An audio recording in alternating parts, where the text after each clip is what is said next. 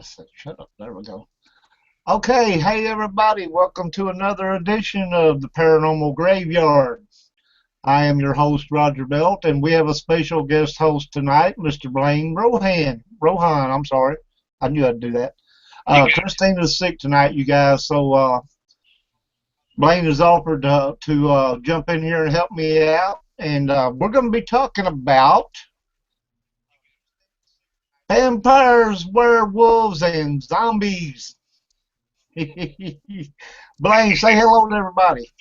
Well, hello everybody. How you doing? Doing a little wave to you. Thank you for having me on, Roger. I appreciate it, man. Oh man, you're a lifesaver. Christina's sick. She's been in bed all week, and I feel so bad for her. Well, we'll send her some good healing. Yes, we will. So I'll send her some good positive healing. Paul said, "I see you, Roger." Hey, Paul. Okay, we're gonna jump into this thing here, you guys, and there are literally thousands of vampire legends throughout history. Of course, we know this. Nearly every single culture on the face of the earth has some kind of myth about undead, blood-sucking creatures that relate back to vampire mythology. Naturally, the legends are not all consistent with one another, though there are many common threads throughout the various cultural myths. Our first question would be, do vampires really exist? How many of you out there believe they exist? I do. I believe there's people out there who think they are vampires. Yeah. But if you think it enough, you probably are. Now, whether or not, and they do actually suck blood. Yes, they do. Little blood sucking vile creature. Several of them that are in the Dallas-Fort Worth area live the vampire lifestyle. They work jobs where they can work at night, where they can sleep during the day. They have their own clubs that you can go into. Yeah, I do know that. And you have to be invited to go in by another vampire. You know what's funny about that is in the vampire legends and stuff, a vampire had to be invited in before he could come in and, suck a person's blood or whatever. And in those clubs, the vampire has to invite you in. Exactly. They reverse the roles on us. I'm saying, sneaky little devils. There have been reports from all around the world over thousands of years of creatures like these. If vampires don't exist, then how do you explain all of these sightings and encounters? A hoax is one thing, but the same hoax being played over and over again for thousands of years across independent cultures is entirely different. We have reason to believe they might exist because of these reports, but we have reason to be skeptical because we don't have the proof we so badly desire now. Getting back into, the culture nowadays, where, like we were just saying, they have their own clubs and they invite you in there, you go in and I guess if the price is right, somebody will prick their finger or cut their arm, let you suck their blood, Yeah, but actually, though, it's a little bit more into it than that, though. They actually have strict guidelines on people's blood that they will take. They actually have a lot of doctors and medical professionals that are in the vampire lifestyle, and they will actually screen people. They'll screen the blood to make sure it's infectious free. And it's very rare you'll see anybody just taking blood from anybody. This is what I've heard from people that I have talked to that are in the the genre. And I tell you this, they will laugh if you talk about a vampire sparkling. Vampires don't sparkle. So. Yeah, Paul said there are people that can't go in the daylight. Now, I have to ask this question and or put this. It's kind of like a question. Do they subconsciously think that they're a vampire to such a point that they actually can't go out in the daylight. That's why I said most of them do. They believe it so hardly. They believe it just like me and you believe that we're human beings. They believe they are vampires. Right.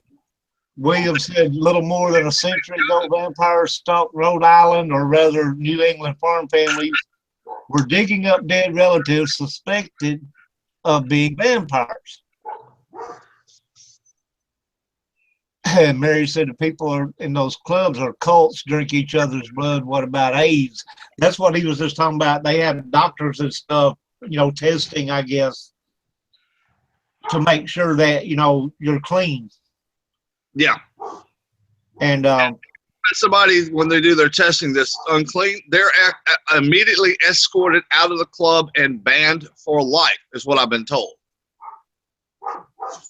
William said White Wolf RPG has been used as a how-to or DIY for vampire behavior. I'm not sure I understand that. William, if you want to explain a little further there, I appreciate it. And many people don't know this, though. In the vampire culture, it is, and actually this is true for all humans too. You cannot consume your own blood. You cannot digest your own blood, but you can digest other people's. Go figure. Okay, so if you have, like I'm O positive, if I digest somebody else's O positive, it's fine, but I can't digest my O positive. You can't take your own blood. It will not digest. Huh, that's weird. Science class.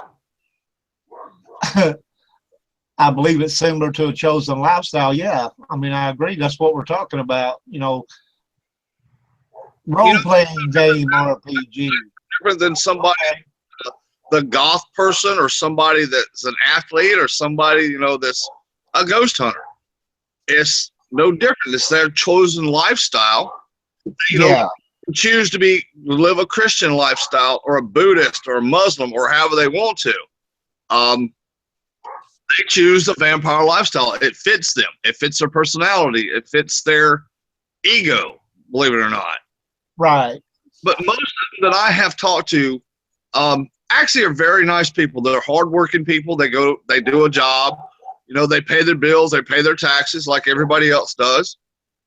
But that's their relaxation. That's who they feel comfortable around, is people that are their vampires. Right. William said in self-hypnosis causing a psychological reaction to various stimulants like sunlight or garlic. Yeah. Now, there are actually medical conditions of people that cannot get in the sunlight, but they're not vampires, but they have medical conditions. Well, yeah, I used to know the name of the medical term for that. I can't think of it off the top of my head, but yeah, I know what you're talking about. It's a bigger word than I can pronounce right now. Okay, keep in mind, too, that if you were to encounter a vampire, you probably would not live to tell about it. Not only are vampires insatiably hungry for human blood, but they live by a code that requires their existence to remain secret, only making detection that much more difficult. Now, yeah, I would agree to a point on that one, but then again, those clubs and everything, they're not that secret. Yeah. Well, they're the ones in Dallas that I know, they live an open lifestyle as a vampire. So people know that they're vampires. They do conventions and stuff like that. They'll sell their wares. They'll sell their photodermatitis. Okay, that's the medical term, I guess, that we were talking about for the people that can't go in sunlight. Okay. Okay. Despite being one of the oldest and most prevalent creatures of world mythology, the origin of vampires has remained unknown for thousands of years. It wasn't until the scriptures of Delphi were found that we were given a glimpse into the early vampire history. Now,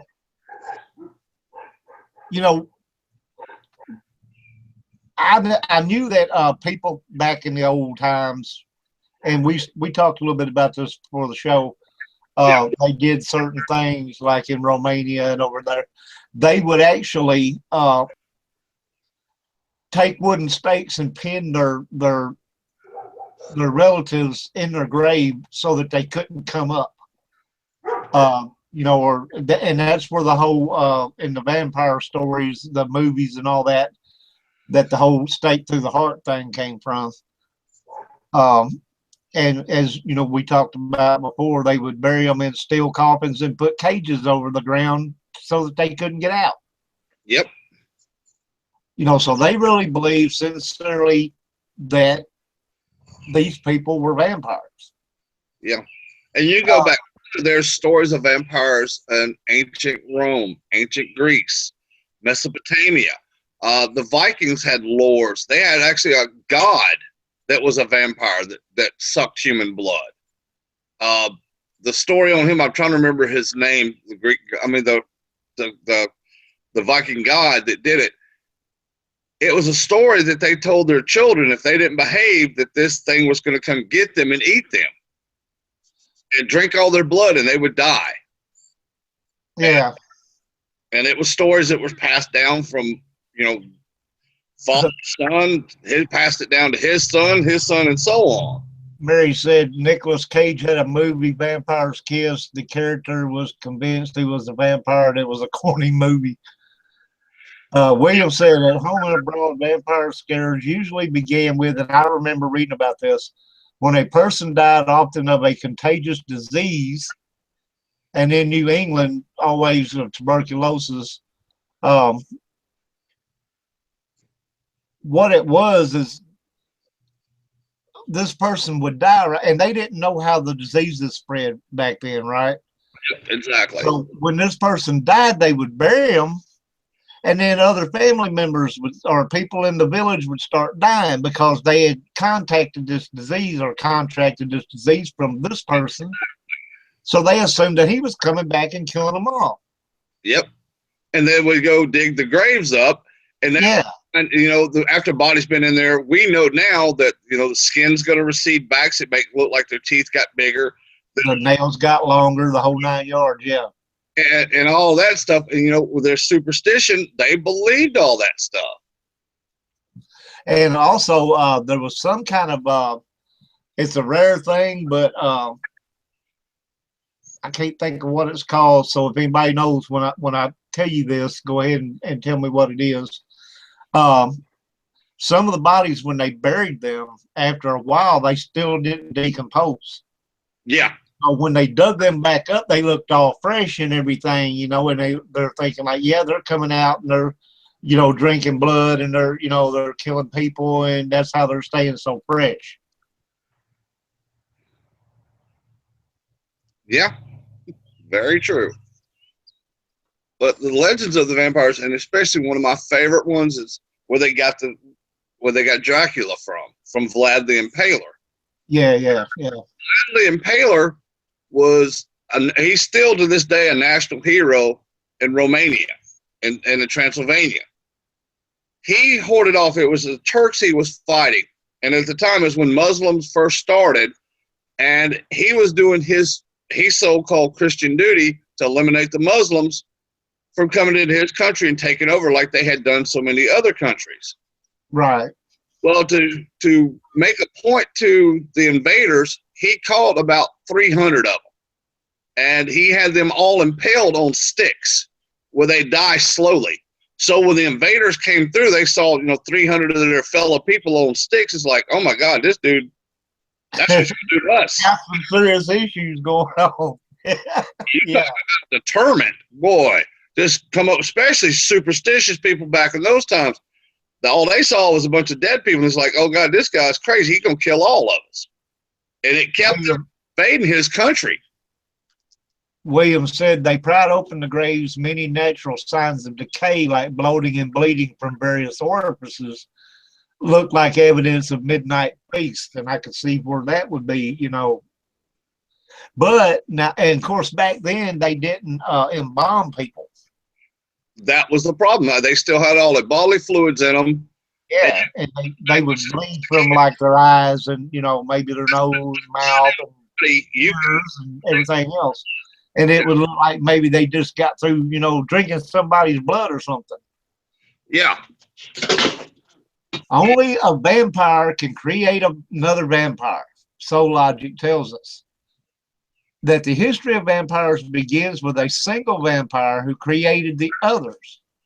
Much like the chicken and the egg argument, we had little insight into how the first vampire came about until recently. Logically, if there was no vampire to make the first vampire, how was the first vampire made? The answer lies in the scriptures of Delphi, specifically in the collection of writings known as the Vampire Bible. Yep. Never heard of that. Yep. Wow, I've never heard of the Vampire Bible. The Vampire Bible, yes. Actually, it was oral stories that were passed down. The Greeks knew about it. The Romans knew about it. And they several other cultures knew about it. And they correlated stories. And they were finally all written down. And that's why it became the Vampire Bible.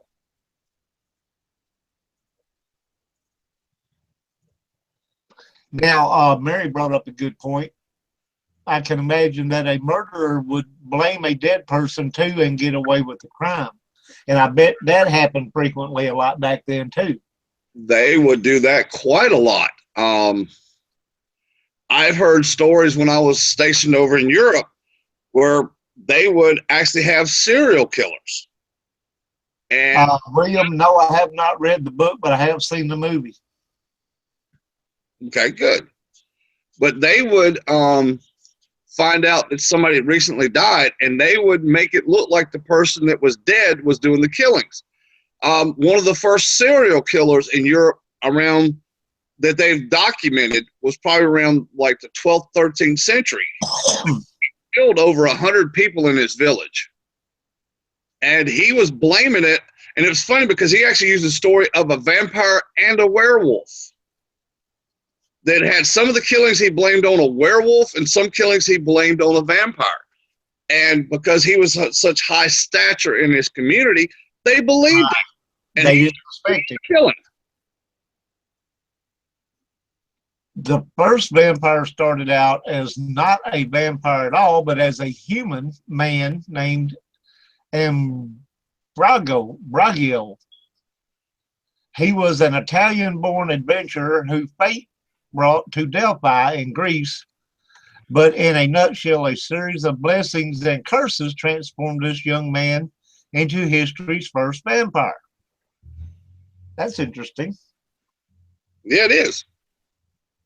Specifically, it began with the sun god Apollo, who in a fit of rage cursed Bragio so that his skin would burn should it ever touch sunlight again.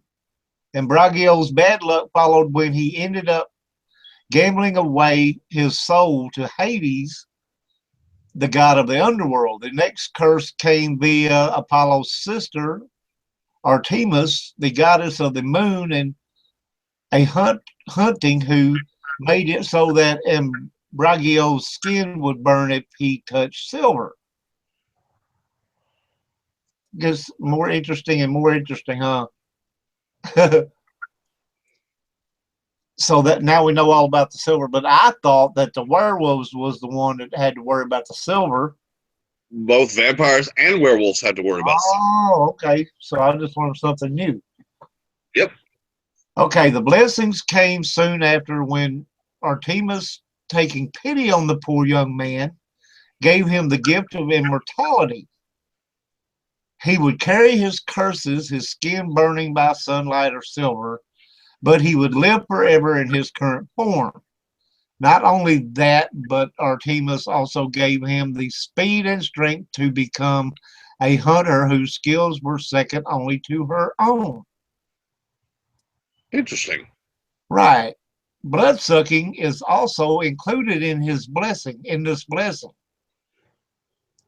If the vampire origin story Bragio hunts swans and uses their blood as ink to write love poems to his lady Selene. While this may be considered a little creepy by our standards, it wasn't it wasn't all that unusual in ancient Greece to make do with what you hunted. Yeah. Wow. I don't know about you guys, but whether it be real or not real, this stuff's pretty interesting. And Brachio later moved back to Italy, now as a full-fledged vampire. Legend traces him to the city of Florence, where he creates the first vampire clan. Wow. Okay. uh, we don't know a whole lot about this clan other than they were most likely willing volunteers, humans who wanted power and immortality.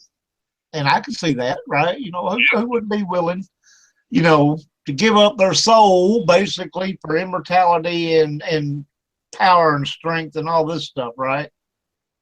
Yep. Okay, and were willing to trade their souls for it.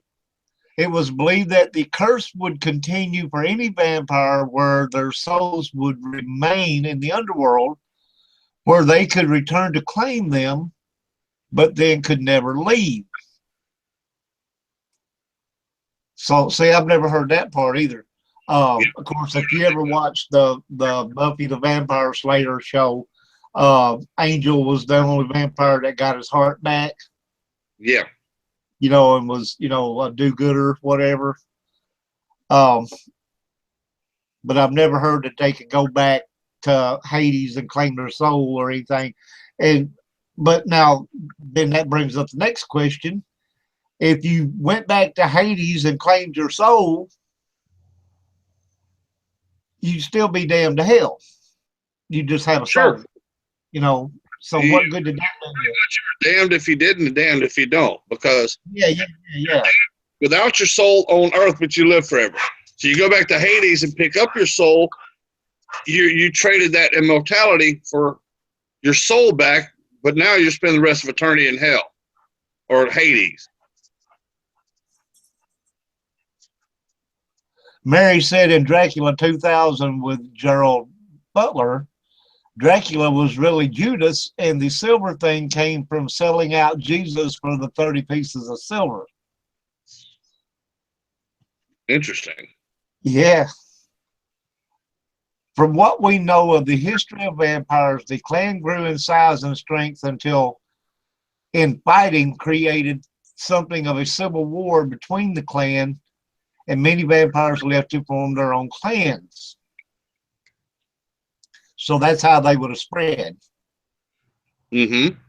Okay, what happened to Imbragio and those who stayed with him is largely unknown, though many believe that he still resides somewhere in Florence.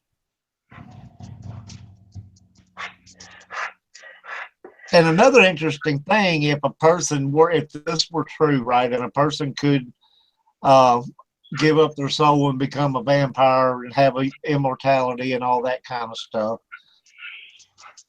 their body would never age, so they would still look like they did when they were turned. Yeah. So to speak.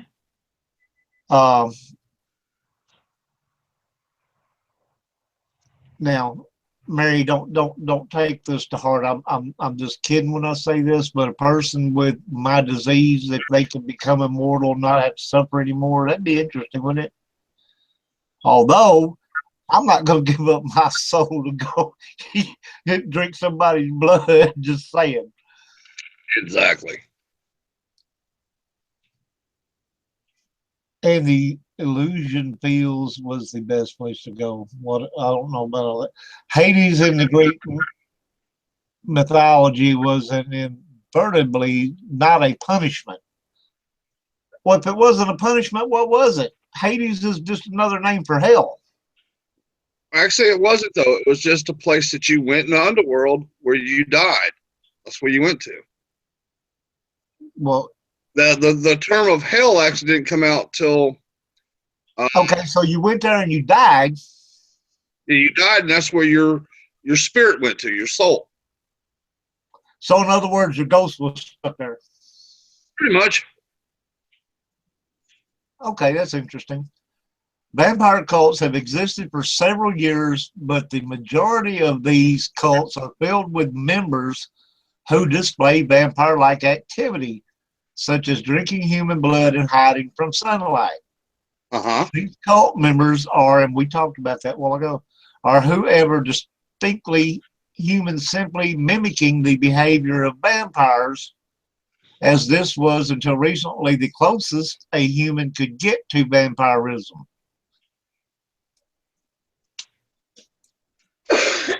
So, in other words, a vampire wannabe.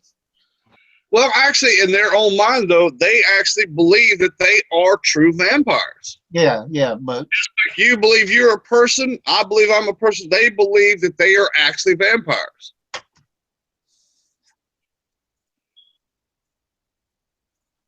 the details of how to become a real vampire have only recently come to light. Many of the ancient myths appear to be true, while others are still in question. In the Vampire Bible, ancient scribes describe the only known way that a human can become a vampire, as the following excerpt from that book details. It takes more than just a bite to become a vampire. The ritual begins with a bite from vampire to human, where he may consume her blood or his blood. As she lays bleeding, her pulse moves inside him and they become one. And she must then drink of their joined blood, the first bite as vampire, the last as human. So basically what that's saying is the vampire bites you, he don't suck you dry like he would, if he was just on a hunger binge. But he will bite you and he will take some of your blood. And then he will cut himself and you have to suck his blood with your blood mixed in it. And that's what turns you from a human to a vampire. At least that's what I'm getting. They drain you dry. It's called eviscerating. They eviscerate you to basically the point where your life force goes away. You're still a goddess in training, Megan.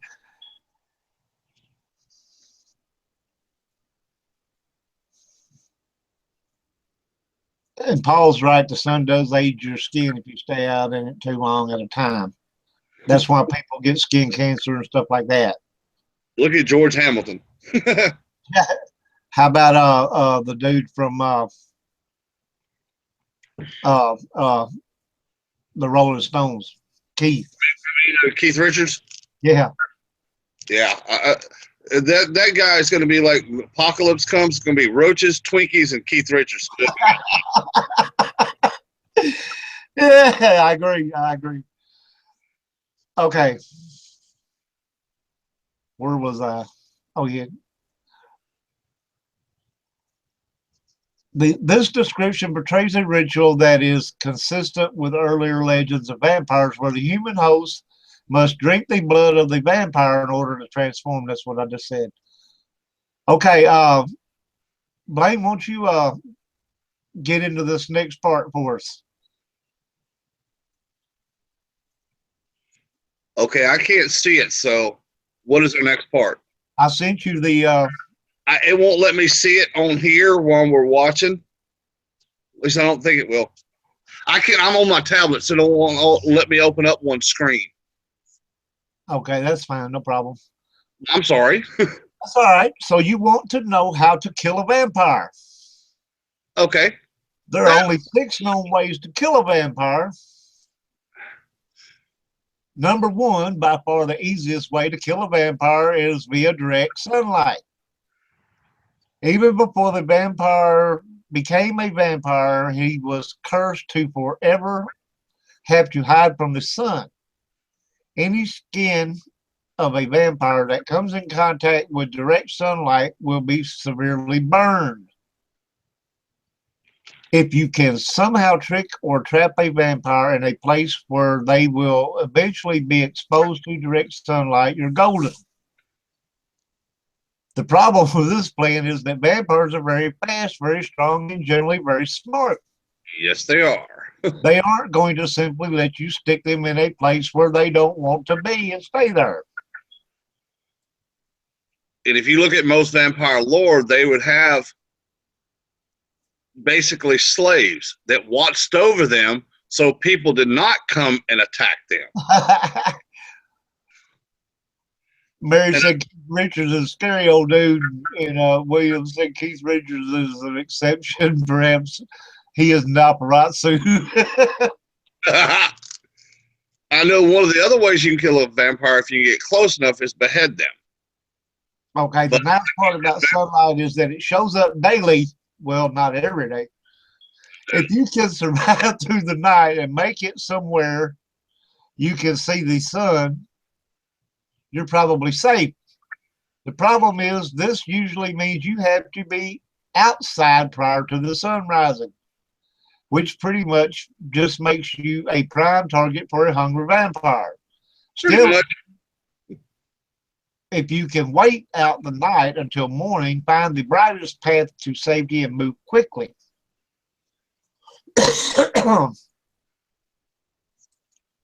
So I wonder where Keith Richards' coffin is. That's what I wonder.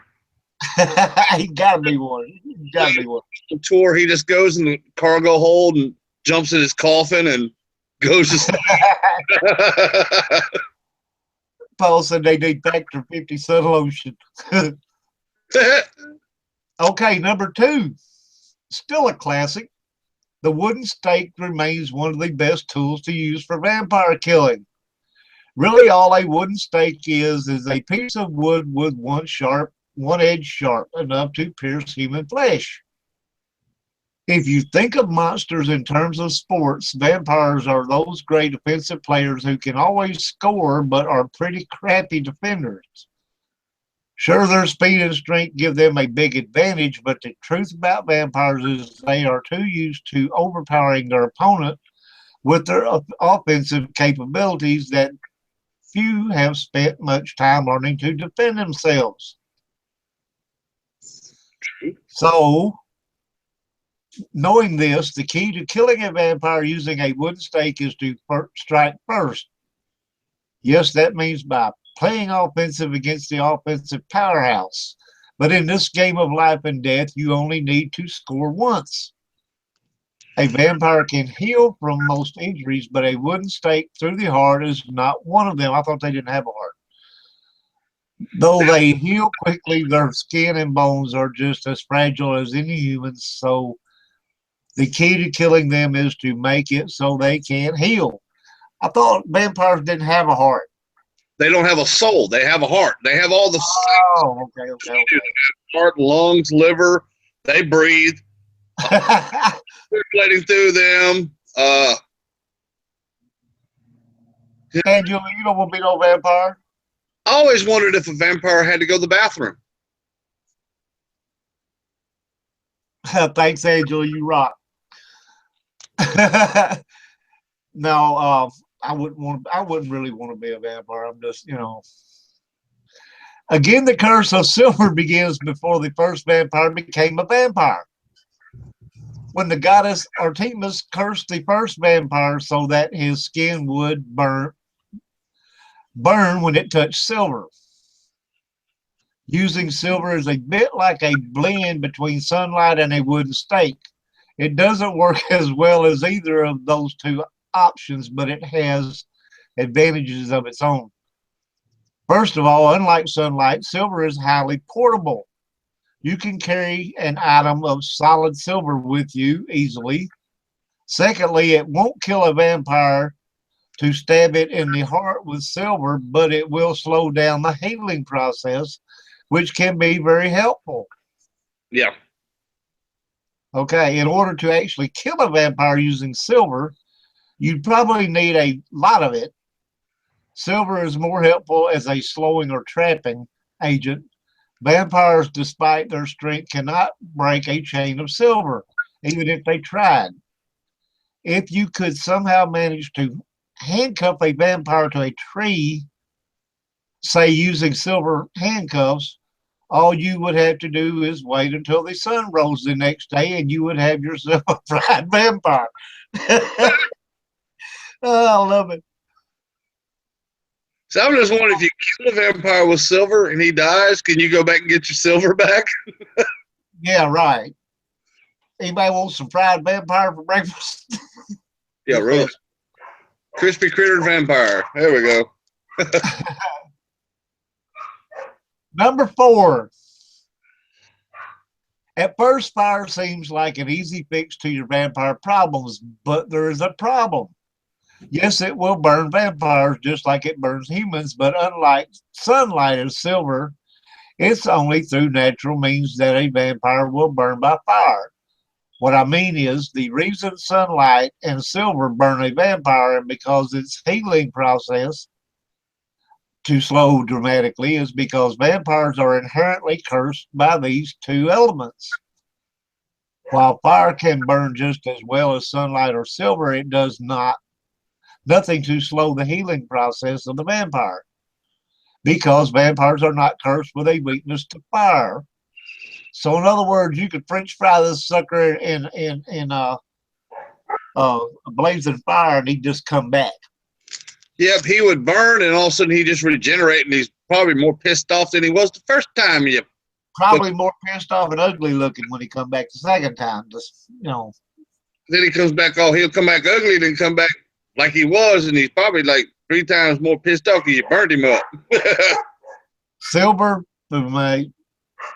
is the highly explosive silver salt of fulminic acid. Silver fulminate is a primary explosive but has limited use as such due to its extreme sensitivity to impact heat.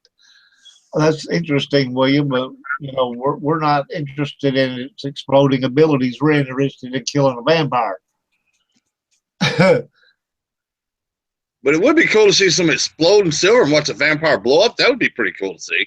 Yeah, but I mean, even if you blow one up, they're not cursed to being blown up, so they just put themselves back together, and come back even more pissed than they was when they left. Pressure and electricity, the compound becomes progressively sensitive as it is aggregated. Even in small amounts, the touch of a falling feather, the impact of a single water droplet. I always appreciate William's knowledge. William is very intelligent, you guys. I love William. He's my bud. I thought it would be fun to put it into his coffin. Yeah, now that might tick him off. Put an explosive silver bomb in his coffin, blow him to smithereens, and the whole time he's pulling all his little bits back together, he's going to be cussing you, William. Yep. Yeah. That's all he's thinking about when he's regenerating. William, you're going to die. You're going to die. I'm going to suck your blood, boy. I'm going to train you, then I'm going to give you my blood to keep you alive a little longer. Then I'm Angela said that could be a vampire ate too much garlic. If you're going to use fire to kill a vampire, you're going to need to have a big fire and have the vampire stuck in it for a long time, probably say an hour to be safe. Shit, I'd leave that sucker in there for 2 or 3 days. good Lord, I'd be adding wood. Yeah, every time fire starts to die down, I'd be throwing some big logs on there. This is because the vampire heals as it burns. The hotter the fire, the faster it burns, but you're still basically trying to beat the speed of of the vampire healing process. Should the vampire be mostly burnt but then escape the fire, it can still survive. Tearing a vampire's head off is not as easy as it might sound. Though their bones and flesh are as fragile as ours, they have strong neck muscles, which make it difficult task to achieve. So the beheading thing might be a little bit tricky. That's why you have a nice sharp blade. Yeah, made out of good, strong steel. If you're really intent on removing a vampire's head, there are 2 good ways to do it. You got a guillotine? The first option is use a silver knife Yep. and cut off the head. This will still likely be a bit of a chore, but the silver will stop the healing process and slowly wear down the muscle strength. So with enough patience and time, this will work. Oh, excuse me, y'all.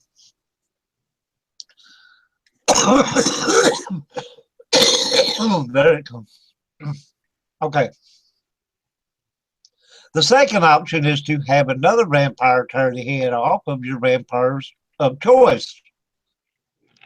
Now, I don't see how that's going to benefit you a whole lot. Vampires are built strong enough to tear each other's heads off fairly easily. Though it's highly looked down upon for a vampire to kill another vampire, so convincing one to do this for you is not going to be easy. Well, if you just kill this vampire, I'll let you have all my blood. Yeah. Think But that then would, again, you know, that might be his enemy, and he'll do it gladly for you. You never know. If you watch enough Vampire Diaries, you know, shoot, they and kill it each could other be like, every put in there. it could be like the mafia, right? You're approaching on my turf. Yeah. The final method on our list of how to kill a vampire is using vampire disease. Most of the time, when someone talks about vampire disease, they are referring to a horrific hemophilia, which is the disease that, when introduced to the human bloodstream, will eventually turn that human into a vampire. Horrific hemophilia is caused by a bacteria carried in all vampires, which can be transferred to a human via blood or saliva. Okay. The other vampire disease refers to the condition known as sangue di bellezza, which translates to blood weakness in Italian. No one really knows what it is or how it is spread, but it's the only known disease that can kill a vampire. Sangue di bellezza is extremely rare and its origin is unknown, so the chances of somehow being able to inflict this disease on a vampire would be extremely difficult. Okay, these words. Now, prolific hemophilia is a bacterial disease that humans can become infected by. An infection that is not cured will lead to vampirism. Sangue di bellezza is a potentially deadly rare disease that only vampires can catch. So you ain't got to worry about catching that. You're all right. Well, good. Angela says, sorry, FaceTime with grown daughter. She's going to state check out haunted buildings and places I'm jealous of. All righty then, Angela. Thanks for coming. Okay. Now, and we're still on horrific hemophilia is a condition caused by a bacterial strain carried in the blood and saliva of every vampire. A human who comes in contact with the blood or saliva of a vampire can easily become exposed to this bacteria. Once exposed, an infected human only has 72 hours to begin antibiotic treatments before the bacteria becomes incurable. So if you don't get it cured or start your cure within 72 hours, you're going to become a vampire. Basically is what it says, I think. Interesting. Yeah, it is, ain't it? Okay. In essence, this vampire disease spreads through the human's body, changing the chemistry of the blood and skin. The first symptoms of infection may include photosensitivity, or as William said, dermatitis, sensitivity to light of the eyes or skin. Muscle weakness or seizures can occur, as well as inconsistencies in the nervous system, such as a slow or rapid heartbeat. And back in the olden times, if you had a disease that slowed your heartbeat like that, it become really slow, it would be hard to tell you had a heartbeat. And that's probably how a lot of people got buried alive. Yeah.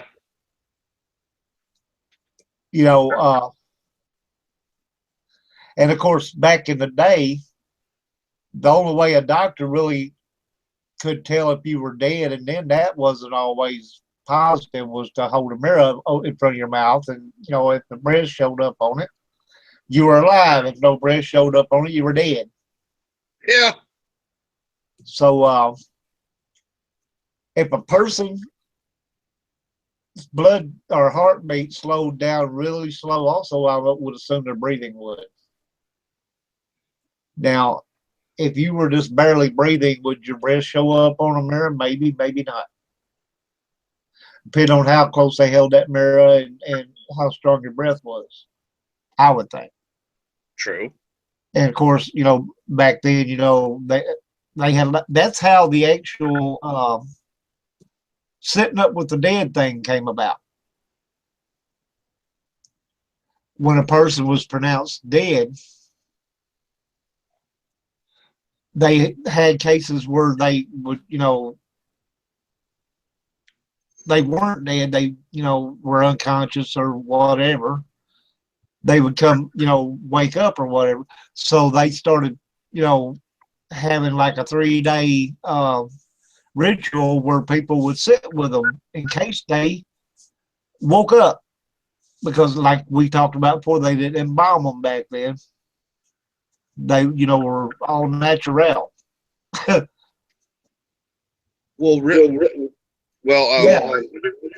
that's how the graveyard shift, because they would have people that would come back to life after they buried them, and they would have people working the graveyard shift. Yeah.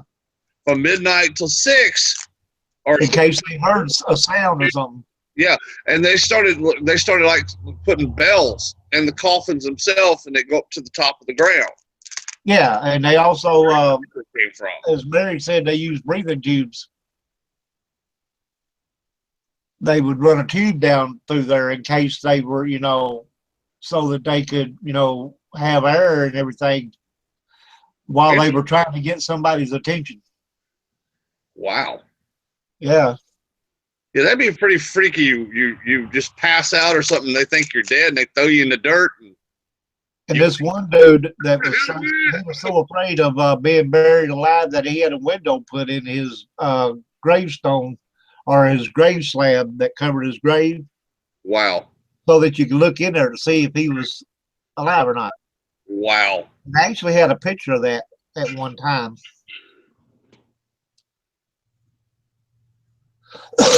Edgar Allan Poe had just such a grave with breathing tube and bell. I believe that.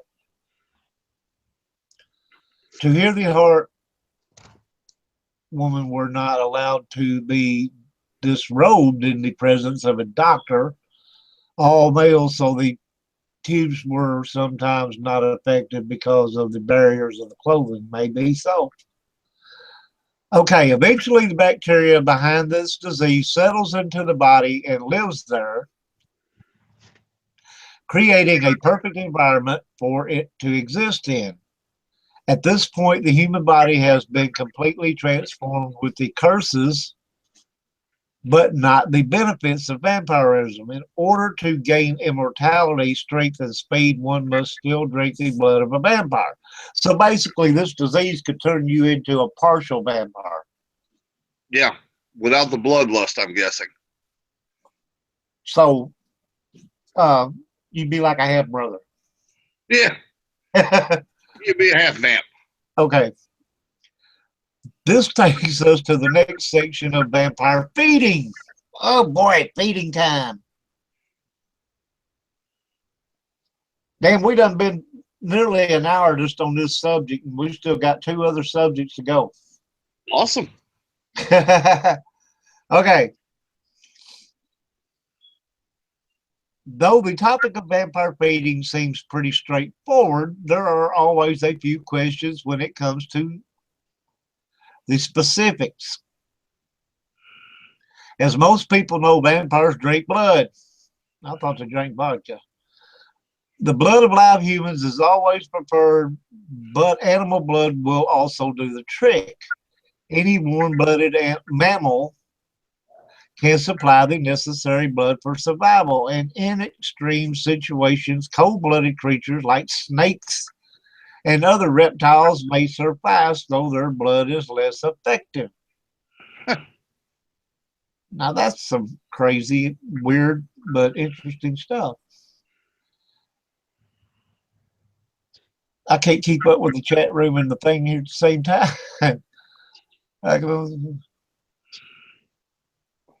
Okay. Edgar Allan Poe died in the hospital on Sunday, October 7th, 1849. The mystery surrounding Poe's death has led to many myths and urban legends. That's true, too. Okay, where was I? Many vampire myths how would you pronounce that? Insinuate that a vampire's heart does not beat. This is not true. Just like humans, vampires' hearts beat in order to move the blood through the body. This is why stalking a vampire through the heart, staking a vampire through the heart is an effective way of killing it. Unlike humans, vampires do not eat food for sustenance. In our bodies, food is digested and transformed into energy. Since vampires do not have active digestive systems, blood is ingested and absorbed directly into the bloodstream. Okay, you answered one of my questions. If they don't have a digestive system, that means they do not have to go to the bathrooms. Okay, cool. Well, they don't piss, they don't crap, you know. At least I don't think they do. Well, if they don't have a digestive system, they have nothing to digest, so, right. So relieve waste. If the digestive system isn't working, the bowels wouldn't be working either. True that. Right? Fresh blood is necessary for vampire survival. It is blood that allows them to regenerate both any wounds they may acquire and to sustain living flesh. Since vampires are essentially dead, their bodies naturally decay. Fresh blood moving through the body allows their flesh to stay alive. How about that? Very cool. Most vampires only need to feed a couple of times a week in order to maintain health, but a wounded vampire will need to feed more often as blood is required for the healing process. Okay. Okay, that's worth. I thought they had to go out and feed every night. That's the way the movies portray it, huh? Yeah. It's probably like your vampire bats and stuff. They don't have to feed every day. They have to feed like every 2 or 3 days. Whereas your bats that eat bugs and insects, they have to feed every day because they're not drinking the blood. That makes sense. Voodoo lady put a curse on this guy. He was burned alive, but no heartbeat. Wow. Okay. Good one. As a vampire ages, it requires less blood to maintain normal functionality.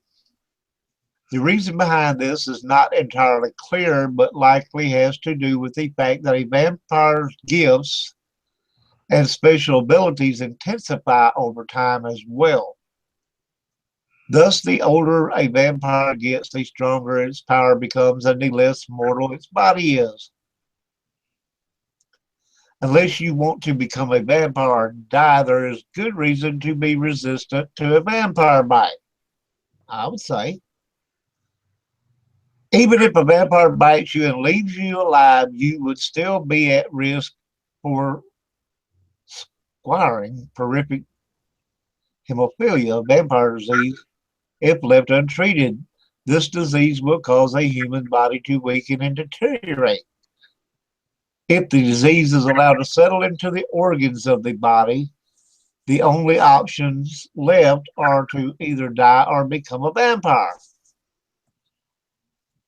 Well,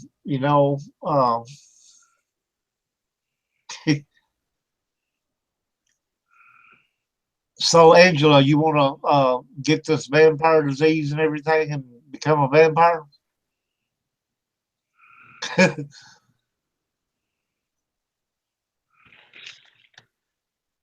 See, I'm getting behind over here in the chat. I didn't see what all went with that part. So anyway, sorry about that, you guys. That shit. Uh, Here are a few vampires from America and elsewhere, the real lives behind our modern legends. Peter Plogowicz. What's how you? That's Polish. How you pronounce that? Plogojowitz. Polowitz. Plogowicz. Yeah, Polowitz. Polowitz. Okay. This Siberian villager and a cursed bloodsucker was exhumed and staked through the heart a few weeks after his death in 1725. In his book Vampires, Burial, and Death, folklorist Paul Barber treats Polowitz as the potential European vampire because his exhumation closely follows the broader pattern of the superstition. Plogowitz was the first in his village to die of a sickness, and subsequent local deaths were blamed on his late night predations. A rather gruesome sounding autopsy revealed what were considered the telltale signs of vampirism. Interesting. Hey, we appreciate everything over there in the chat room, you guys. If I missed something, holler at me again because I'm trying to get through this stuff here and watch y'all at the same time, but sometimes I miss stuff, okay? I did not detect the slightest odor that is otherwise characteristic of the dead, and the body was completely fresh, one witness wrote. The hair and beard had grown on him. The old skin, which was somewhat whitish, had peeled away, and a new fresh one had emerged under it. Not without astonishment, I saw some fresh blood in his mouth, and that's what William was talking about earlier. Makes it look like you've been out doing dirty deeds.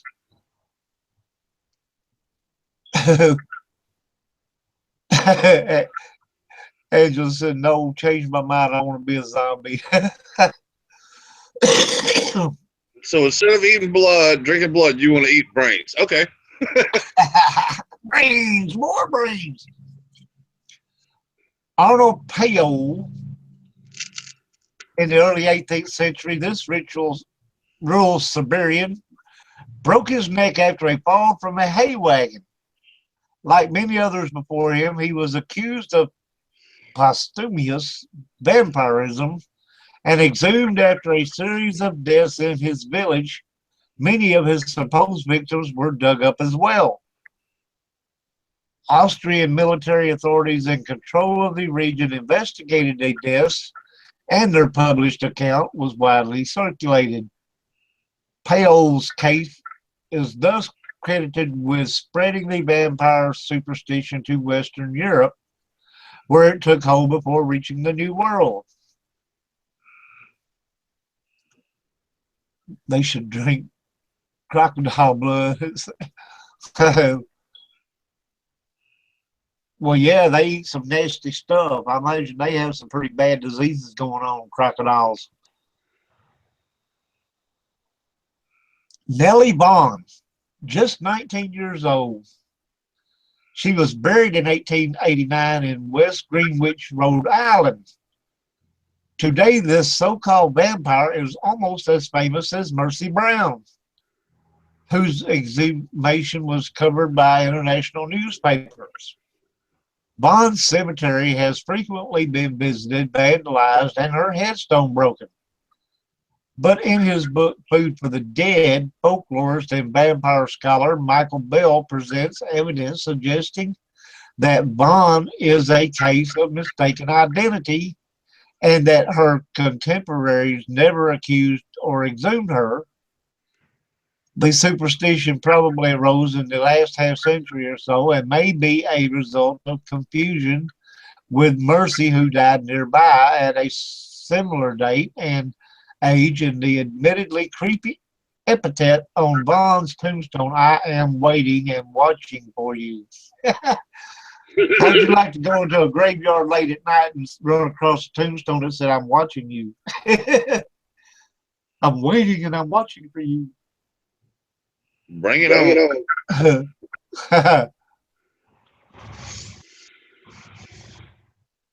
Okay. Frederick Ransom, a Dartmouth College student from a well-respected family in South Woodstock, Vermont. He died of tuberculosis in 1817 and is an example of an educated person ensnared in a vampire panic, usually associated with misinformed farmers. Ransom's father had his body exhumed in the hopes of saving the rest of his family. His heart was burned in a blacksmith's forge. Wow, damn it, boy. However, it did not prove a remedy, for mother, sister, and two brothers died afterward. Ransom's surviving brother Daniel later wrote, "It has been related to me that there was a tendency in our family to consumption and that I would die with it before I was 30. Happily, when Daniel Ransom wrote these words, he was more than 80 years old." That's interesting. Yeah, it is. Bristow Cogden's child, a black man named Bristow Cogden, and several of his children died of tuberculosis in Rhode Island in the 1800s.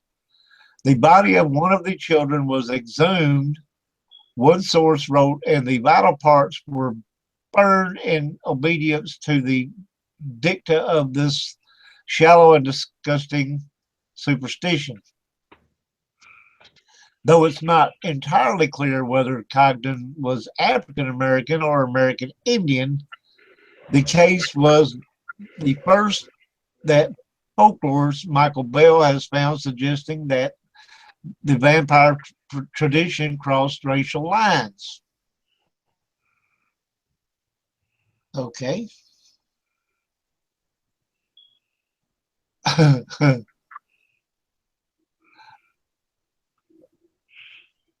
Okay. So we pretty much covered a lot of vampire stuff here, and A lot about vampires. It's pretty cool stuff. yeah. Can vampires fly? Only if they get a ticket.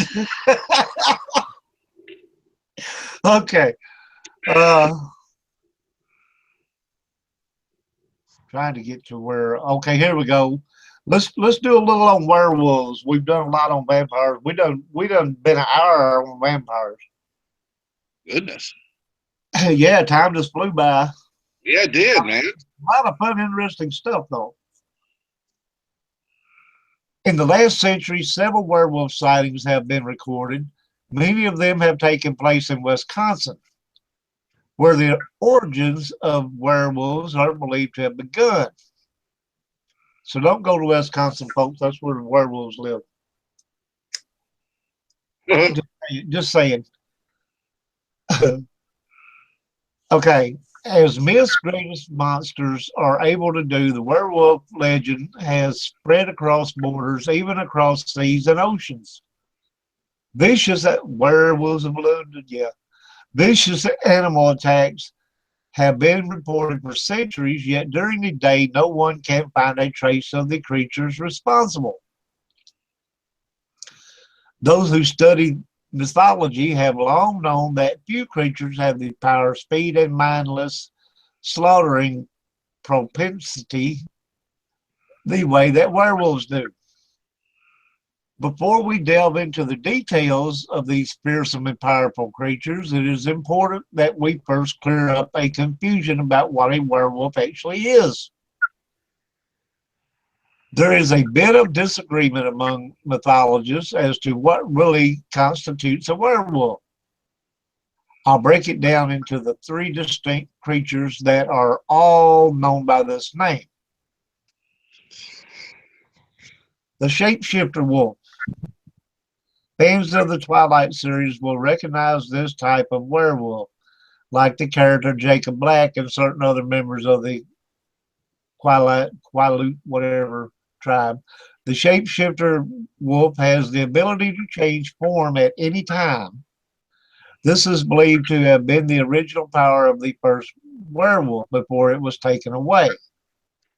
The shapeshifter wolf can transform from human form to wolf form at will, though aggressive energy or anger may increase the likelihood of causing an unintentional transformation. The shapeshifter wolves considered werewolves, can only change from human to wolf form, though pure shapeshifters can transform from human form to any other animal form, including a wolf. It is believed that all shapeshifters are born into this ability, and one cannot be transformed into a shapeshifter by the bite from the creature.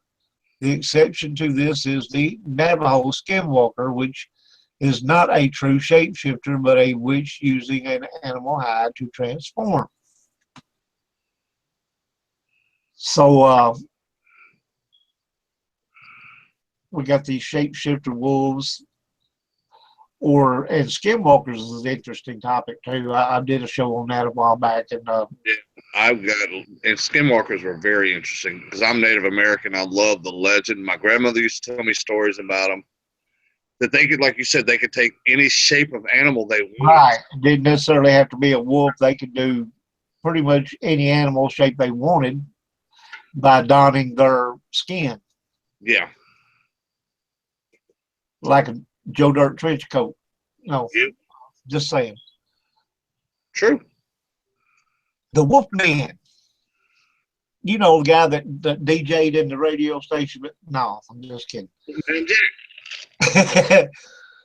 Many werewolf stories, including sightings of the legendary Bray Road Beast, and I've read a lot about that, describe a creature that is physically a combination of a wolf and a man. This mutant wolf man typically has a mostly human-shaped body, stands on two legs, but is covered in wolf hair and has claws and fangs. The wolfman is often called a werewolf because in many legends this creature is believed to share many of the traits of the werewolf. Curse, that is. Depending on the legend, some wolfmen are humans by day and wolfmen by night, while others are in their dual human wolf form at all times. Mm-hmm. I believe the generally accepted theory is that one begins by transforming from human to a wolf man on full moons only. Then other time increases every night, and eventually the body settles into a pure wolf man form at all times.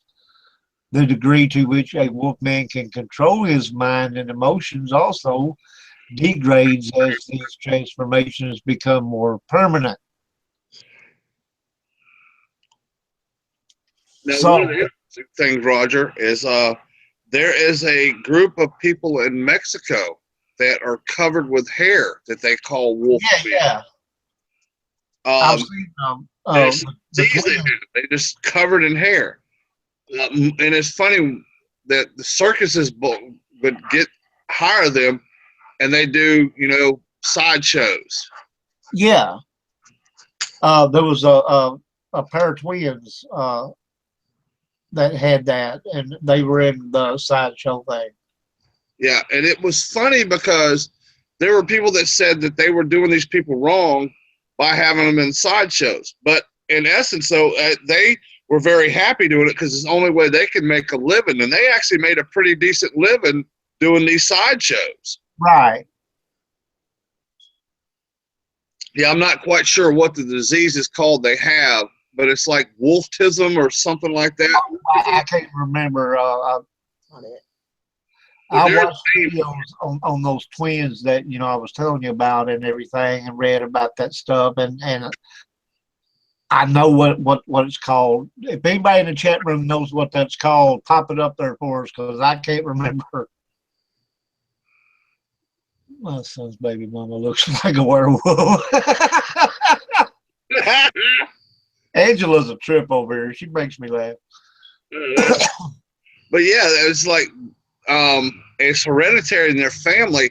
They're not the first generation of it. They've had, and sometimes it'll skip a generation, but they always come out as twins though. That was the weird part, I thought, is they were always born as twins.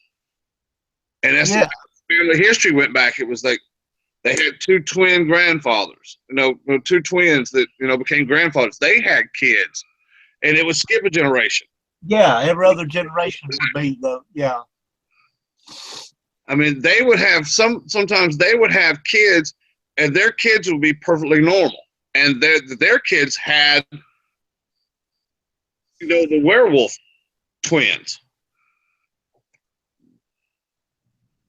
Okay, the true werewolf, according to most legends, is a human being that uncontrollably transforms into a wolf during a full moon. The original werewolf curse transformed a shapeshifter wolf into a werewolf, effectively taking away the ability to control the shift, but also taking away the ability to think as a human while in wolf form. Werewolves, when in wolf form, have uncontrollable rage and hunger. They are driven to kill everyone and everything they encounter, regardless of their relationship as humans.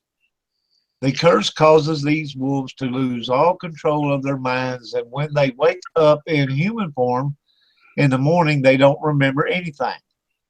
Though they may revisit certain memories in dreams, it is this form of werewolf that can transfer their condition through a bite, assuming, of course, that the human being bitten survives the attack. Henceforth, your werewolf movies. There are a few different ways to become a werewolf. Becoming a werewolf, though, is a decision that must be thought out well ahead of time, if at all possible. Some methods of becoming a werewolf are more dangerous than others, and life after transformation may not be what you expect. So, if you decide you want to become a werewolf, you're going to actually go from eating fried chicken, baked beans, and mashed potatoes, and all the good, yummy stuff we love, and steak and all this stuff, to eating raw meat, folks. So if you want to be a werewolf, you go right ahead on your bad self. And it's funny, in Louisiana, they have a legend of a thing called a rougarou. Yeah, I've heard of that too. It's a hybrid. It is a hybrid between a human being and a wolf, or sometimes it portrays itself as a panther or as a cat or another form of a dog. But yeah, that's a pretty cool legend about the rougarou. Angela said I just described her son's baby mama. She's cracking me up. You go, Angela. You rock. Okay, there are 3 ways to become a werewolf. You can be born to parents with werewolf genetics, like your baby mama, or you can be bitten by a werewolf, or you can be cursed.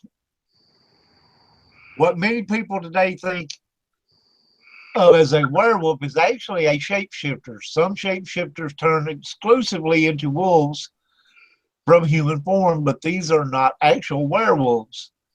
These shapeshifter wolves have become popularly known as werewolves because of the Twilight book series. Goodness.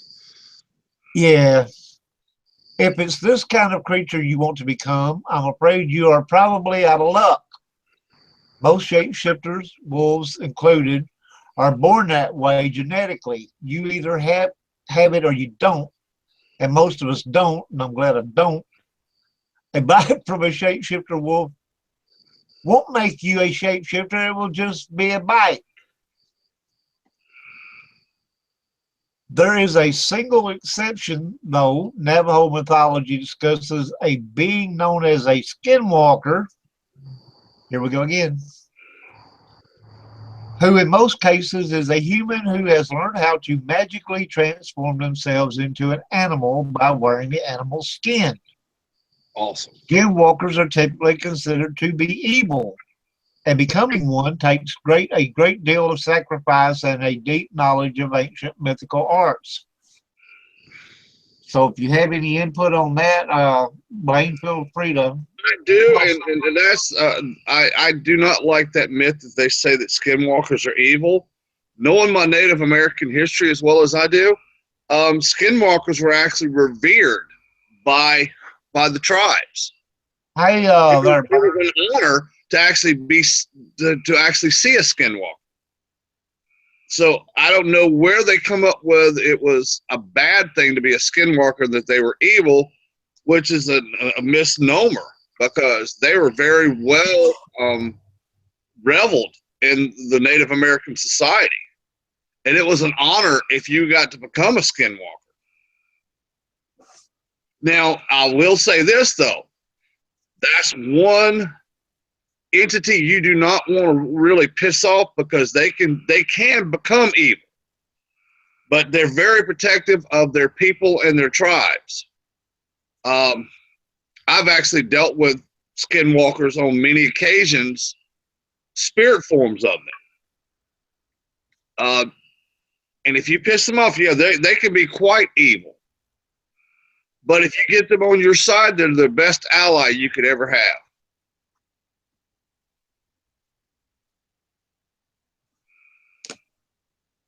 And I would think you're right about that. I'd rather have one as a friend than an enemy. You know what I'm saying? I've had to deal with them on several cases where stupid people would go desecrate Native American graves. Right. And then when you desecrate a grave, that's when the skinwalker will show up, and he will be very mad. He'll be very evil, because it's like the worst enemy you could ever have. I've had to go make people do amends to the Native American people where the skinwalkers would stop coming after them. I had a case that I did down in Florida, that this young lady and her boyfriend thought it would be cool to go dig up some Indian bones and burn them. And she wondered why strange things started happening to her. She would get scratched. She would get choked. She would get her hair pulled. She would get punched. And I had to physically make them go back and do an appeasement ceremony to the Native Americans that they destroyed, to get these skinwalkers to stop hurting them. So yeah, I have dealt several times with the skinwalkers. Like I said, I know that they can be very evil and mad if you disrespect them or disrespect the Native American people. Right. But you get them on your side. I have used skinwalkers. I have used warriors when I'm doing house cleansing to help me cleanse a house. You get a skinwalker on your side, there is no spirit out there that can take out a skinwalker. None.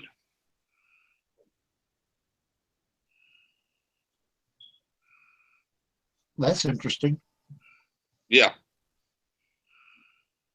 I mean, Okay. I have several of those skinwalkers that are friends of mine, because I have used them. I have shown them nothing but respect.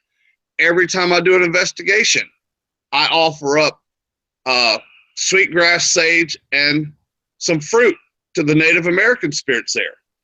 And because I do that, skinwalkers have become on my side.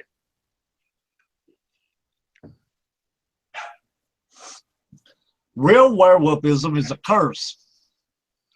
Those afflicted have little to no control over their actions when in wolf form, and little to no control over their transformations. Of course, there is an exception to this rule as well in rare cases of human werewolf syndrome, wherein werewolves in wolf form maintain their human consciousness.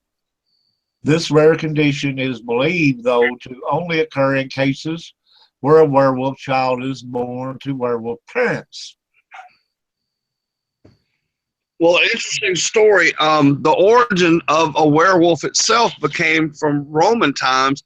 There was two brothers called Remulus and Romulus, and they were said to be born of a wolf female, that they were half man, half wolf. And they're the ones that, in Roman mythology, they're the ones that founded the city of Rome. So the city of Rome was founded by werewolf children. That's interesting. Yeah. That's very interesting, actually. See, it's amazing. If you actually pay attention in the history class, you can learn a lot of cool stuff.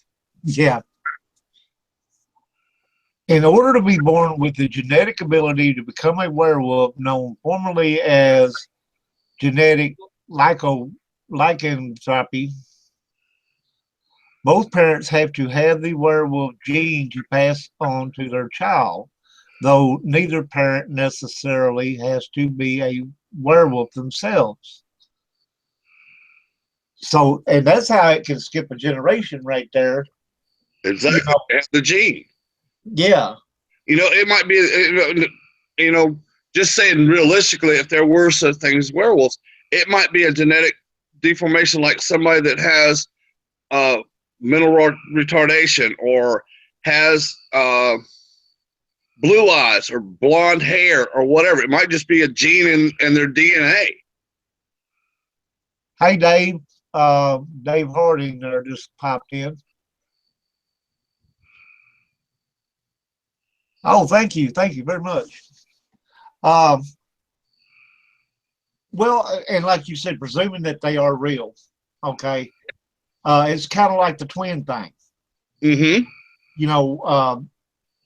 That gene pops up every other generation. Well, if you had a set of parents who both had that gene, but they weren't actual,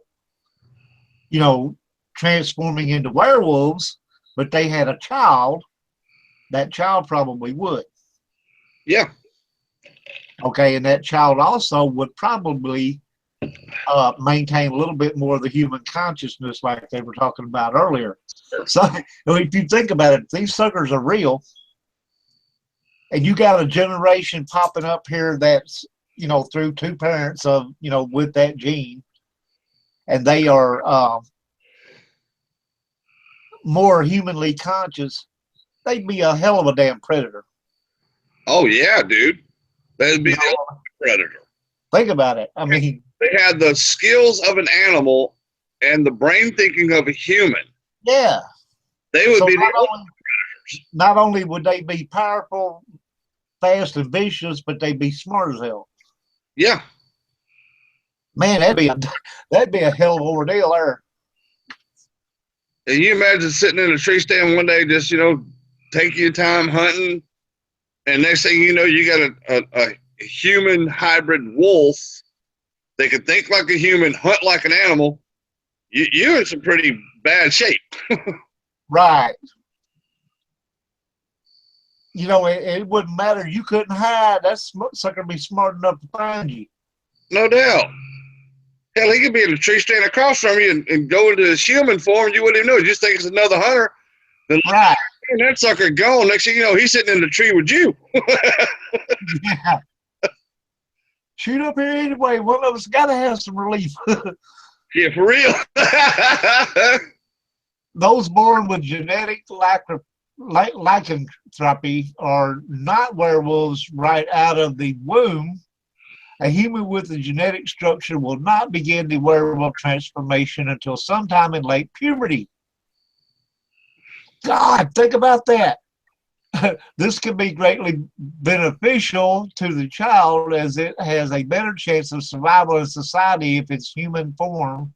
Of course, if the human doesn't know they will become a werewolf, this can understandably come as a quick shock. Yeah, for real. But think about that. If they start becoming werewolves when they hit puberty, and that's also about the time they become raging little assholes anyway. Exactly. I was thinking the same thing. It's like after puberty, they're going to be a werewolf. They're going to be some little asshole little bastards. You know, and I'm not saying this about anybody's kids over here, so y'all don't think that. But if they were a werewolf and they hit puberty, they go because when your kids reach about, well, with mine it was 13 to on up, but anywhere around 15, 16 years old, they done got that mentality of I know more than you do. Shut up, you old sucker. I know. And I'm gonna do it my way and all that kind of stuff. So okay. When genetic werewolves begin to transform, they do so in a very similar way to bitten werewolves or cursed werewolves. They begin as more man beast and over time reach the form of a pure wolf after transformation. A human that was born without genetic lycanthropy isn't yet out of the werewolf game. There are still two other ways to become a werewolf, the most common being through a werewolf bite. Much like vampires, werewolves carry bacteria in their bodies that is toxic to humans. It is this bacteria that can cause the human body to be capable of werewolf transformation. So here once again, if you get bit by a werewolf, they gonna put this um, disease into you that's gonna make you become a werewolf. So stay out of the woods at night, y'all. Just kidding. Um, well, yeah, do it anyway. Me, on the other hand, I'd be stupid just to go out there in the woods. I have. We just did an investigation. There's more than one demonic entity. The whole neighborhood is a paranormal. Where's this at, Angela?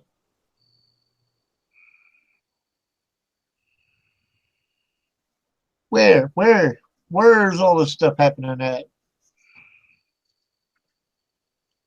Okay, well, answer me when you can. Okay. Okay, where was I? Let's see. Werewolves almost exclusively carry the infectious bacteria in their saliva. Thus, when a human is bitten by a werewolf, there is a good chance that the saliva will enter the human's bloodstream where the bacteria can do its work. If you are bitten and don't want to become a werewolf, it is best to begin an antibiotic treatment as soon as possible.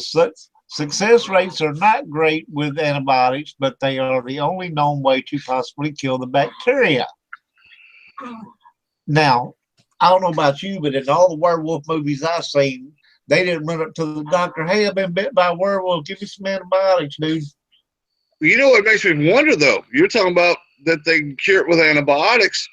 That's almost telling me like somebody actually got bit by something. They used antibiotics and treated it. Yeah, how else would they know that? That's just thinking, like, wait a minute. Has there been like a real case of a werewolf coming out and biting somebody? And they said, okay, let's give him some amoxicillin and see if he gets better. Hey, this works. What the hell? Right. Yeah, give me some of that penicillin there, dude. Werewolf bit my ass. Give me some of that Z-Pack. Dang. Yeah. Okay, following a bite, the bacteria strain will begin duplicating itself immediately in human bloodstream. The process takes roughly 6 to 9 weeks to fully integrate the human cells. During this time, the human may experience insomnia, headaches, and flu-like symptoms, but will not show any external signs of werewolfism. So you're going to have to go through the whole suffering time with the fever, the headaches, because your body is inside is transforming into a werewolf. Okay, Interesting. Cool. not on the outside, right? You know, once the bacteria has fully integrated with the cells, the human will become a werewolf. As such, will experience transformation each night from that point forward. Okay, now I thought werewolves transformed by the full moon. Well, I'll give you the story behind the full moon thing. And this is a proven medical fact that when the full moon comes out, it does. If you hear most paramedics, most cops, they hate full moons because it changes something inside your brain waves that makes people crazier. It makes them do more stupid stuff. But yeah, it is a metaphysical thing that changes your brain waves. The full moon comes out. Right. You have more people like cops. They hate full moons because they have more domestic disturbance calls because of it. It alters people's mindsets, changes their brain waves. But that's been scientific fact, and that's where they got the thing. And they noticed it back in even medieval, in ancient times, when the full moon came out, it made people different than they normally were sometimes. And some people are more affected by it than others. Some people have it has no effect at all on, and other people it changes their whole brainwave cycle. That's interesting. Told you I've done a lot of research on this before we got on air. Of the 3 ways to become a werewolf, the curse is by far the rarest. In fact, we know very little about it other than it exists. The first werewolf was created by this curse, so we know that the original deity that created the curse has the ability to give it to others. Some later tribal legends suggest that the original werewolf, whatever, I can't pronounce that, was able to bestow this curse onto others, and though it is clear that he did so without biting people, it is not totally clear if he could cast the werewolf curse onto them directly. Well, that goes back into like the old gypsy lore, that they could set curses on people and turn them into werewolves.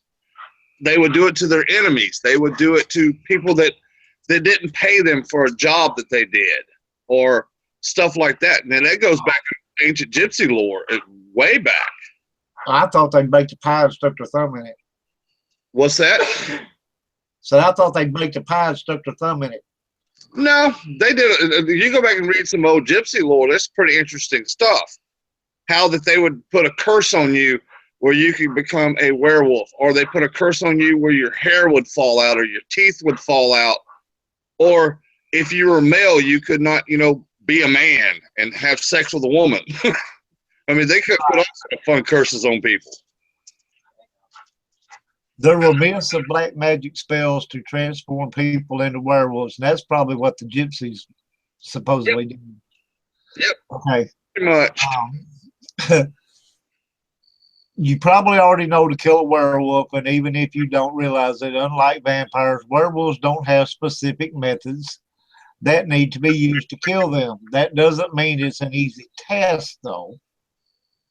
Werewolves can be killed through a various number of methods, much like humans. Getting hit by a car, falling from a high elevation, or bleeding to death will work just as well on a werewolf as they would on a human being. The challenge is not really figuring out how to kill a werewolf.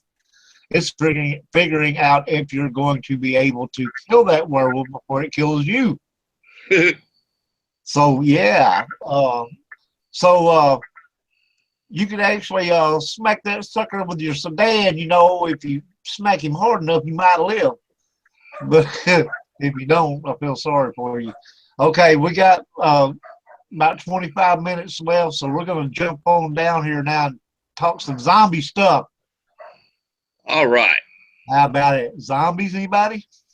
Let's go, zombies. Let's give you some of the lore on zombies. You go to some of these like countries like Hades, Haiti, Dominican Republic, any of these Central and South American countries. It came from the voodoo, you know, when the slaves were brought over and they were left on the sugar plantations down there in Haiti and Dominican Republic and Cuba and all those little islands down there, that they would have, you know, the voodoo people. And what they would do basically to turn these people into zombies, they would actually, you know, I've seen a scientific study on this. It's pretty cool. The guy went and lived down there for like 10 years, and all he did was study the effects of zombies. And what they would do is they would actually give them, to turn them into zombies, they would give them some kind of plant or an herb or something that would slow their heart rate down, slow their breathing down, and they would go into a state where they would just basically, they would be walking around dead, but they wasn't dead. They were still technically alive. But that's where, you know, the zombies actually came from, you know, from Africa when they brought all the voodoo people up here, and they'd use them. And it's funny, even though themselves were slaves, they would make their own people slaves for them, because they would work and you know, walk around. I've seen actual pictures of you know, some of the voodoo ceremonies where they turn people into zombies. They give them this herb or this plant or like a drink, and it'd slow them down, and it'd take their heart rate down, and it'd turn their eyes in like some weird gray looking color. There was a man that had been zombified for like 41 years, and he showed up at his sister's house, and they took him to a doctor, and the doctor had given him some kind of medication to get that. The person that kept feeding him that herb like every so few days, where he keeping that zombified state, and they finally got him off of it. And he was telling stories about how, and this is up here in like I think this guy actually showed up in like 75 or 76, and the documentary I watched, the guy actually had an interview with him, and he said he was in a zombified state for almost 40-something years, and they would have him work on like plantations cutting sugar cane, and they would move him to another plantation, and they drug him up again, and he'd work in another plantation, and he finally escaped one day, and instinct took him back to his sister's house. And then, of course, the doctors gave him some medication to get this herb or plant out of his system. And he told the whole thing about how he was a zombie for almost 42 years. It was pretty interesting to watch. Hey, Mary, if you will send me that link to my Facebook, I can post it.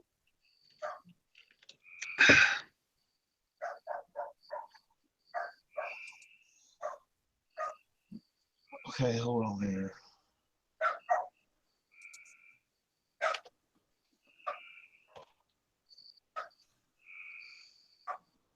Okay, hold on. Bear with me, you guys. If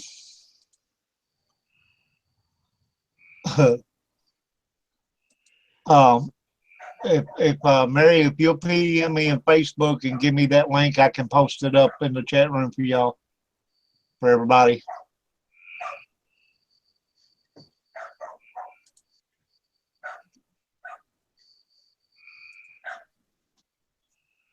And the cool thing about that story about that guy was a zombie for 42 years. You know, his sister actually watched him get buried. He actually saw his own gravesite.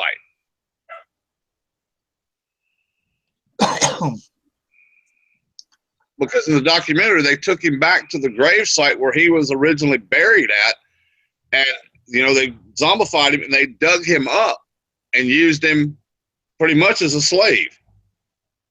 That's crazy. I know.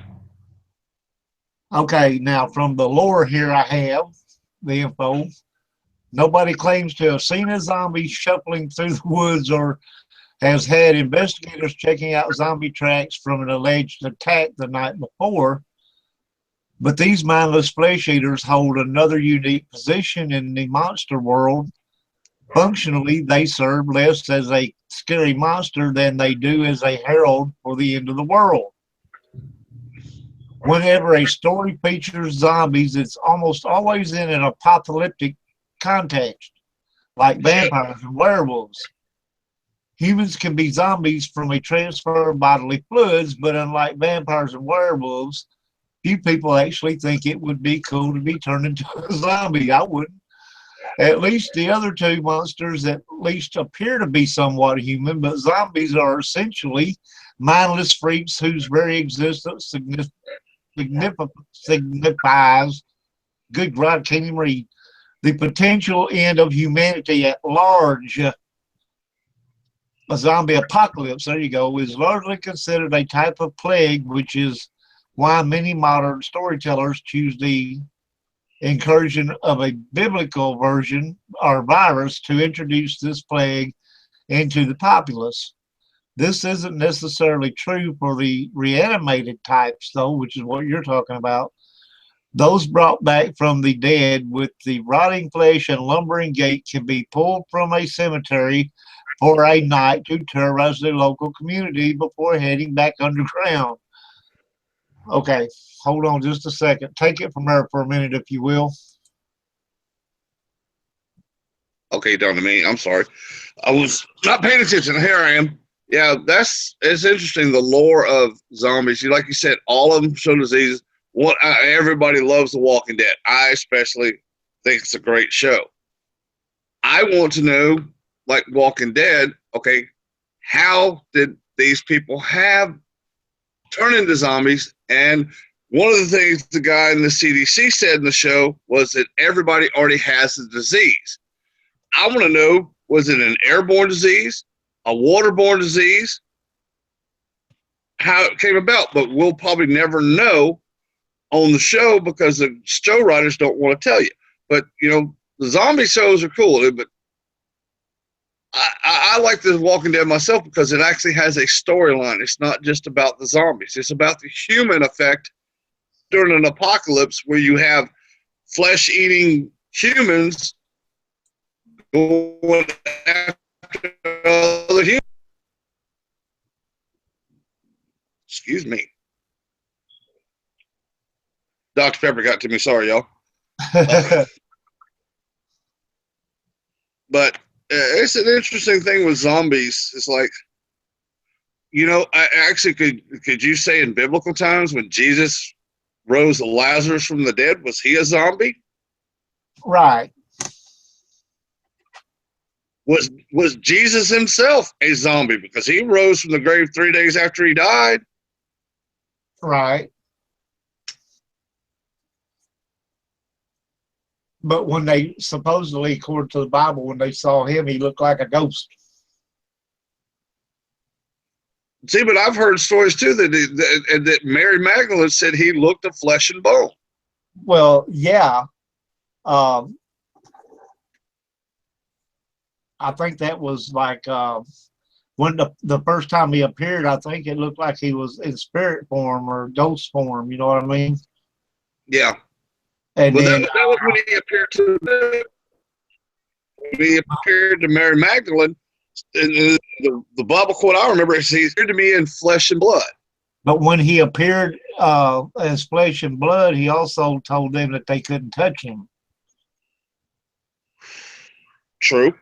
Now, why that is, I don't know. Flesh and bone. Sorry. Okay, in addition, the original zombie actually comes from Haitian voodoo folklore. Haiti, yeah, Haiti. Yeah. Where the afflicted individuals were not dead at all, but rather possessed by sorcery.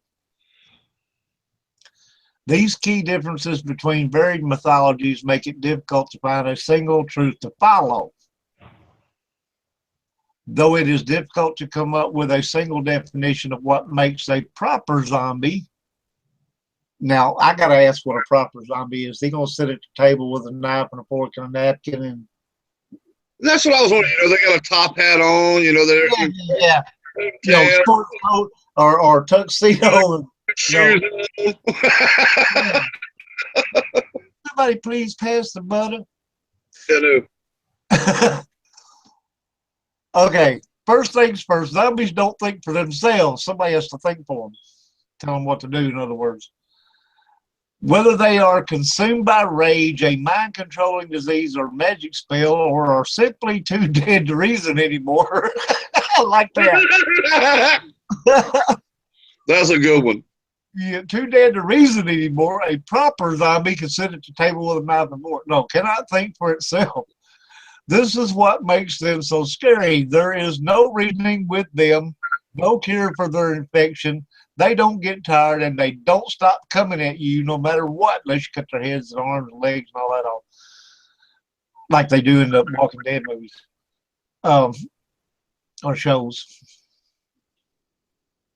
Some particularly more modern writers have tried to change things up by creating zombies that reason, strategize, and even lead others. That would be another show that's on TV called goodness. Jeez, it's got the nice looking blonde chick on it. Actually she works in a morgue. That's where she gets her brains from. Yeah. I know what you're talking about. Nice Zombie. Okay, there it is. I just heard a brain fart there. Likes that show. I do too. I think it's funny because the actors can reason, they can talk. And I always think it's funny. Why do they have them eat brains? I mean, even if because they're a human, it's sort of hard to bite somebody in the head and go right to a brain. You gotta have a good bite to go through a skin, hair, skull. A cured out human skull is pretty daggum hard. That it is. Secondly, a zombie's only real instinct is to feed off of living flesh. At this point, we have to separate out the Haitian zombie, as these are essentially people whose minds are being controlled by a living person. A zombie, whether the living dead type or the disease-induced rage type, wants only to kill and to feed, and likely a snobby food critic only wants the freshest ingredients.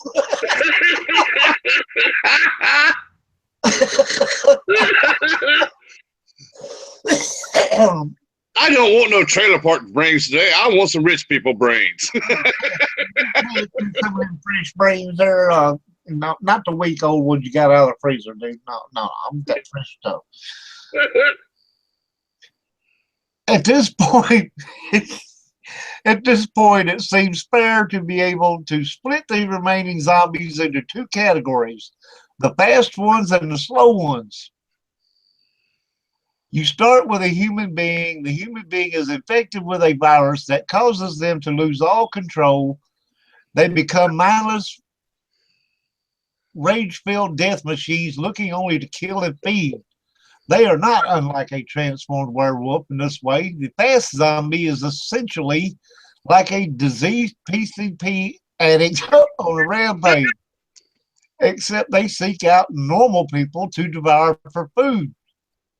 The hunger is what drives them, as with any virus, it looks to spread. Essentially, the virus overtakes the human's mind and begins controlling it, driving the infected to spread this virus through saliva and blood transmission. Unlike werewolves or vampires, the bite of a zombie is dangerous in that it contains a virus rather than a bacteria. The virus takes over the victim's mind, and its primary concern is to spread. This is why zombies do not attack one another. There is no need to infect someone who is already infected. Really? The virus is smart. It knows this already.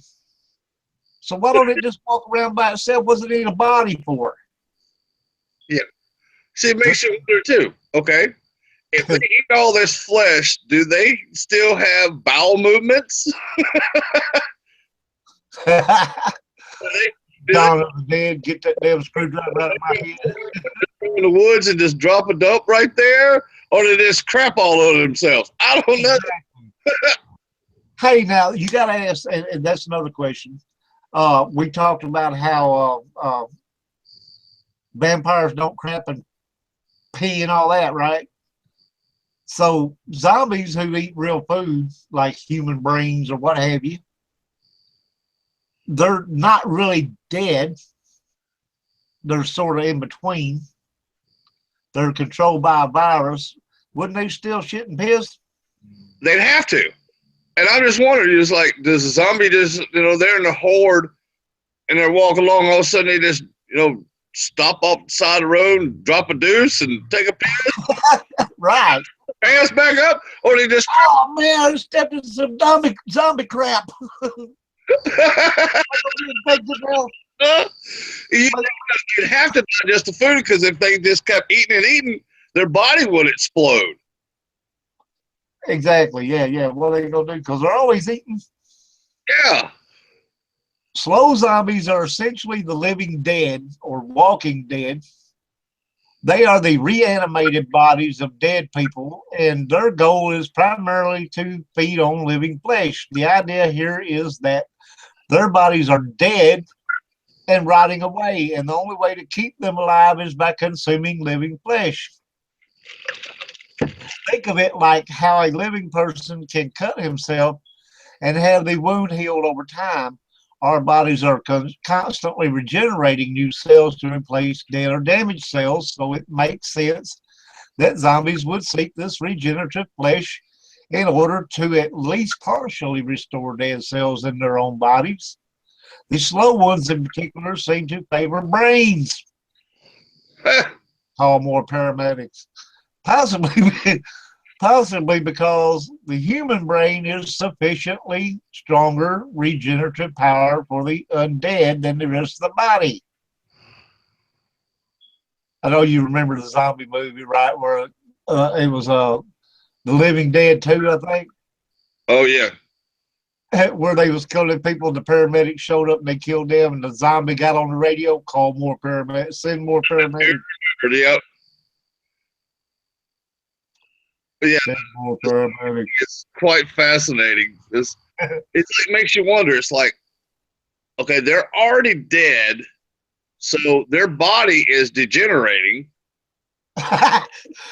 Mary said those brains have to go somewhere after they're digested.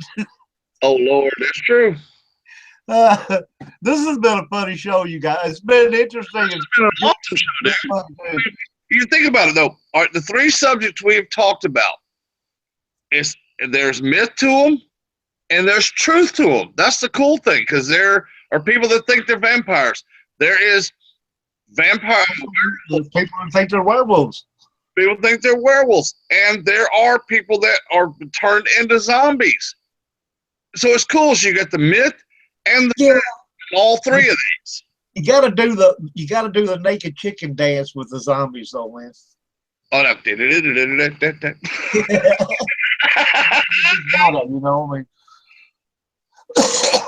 But yeah, this has been fascinating. We got great history.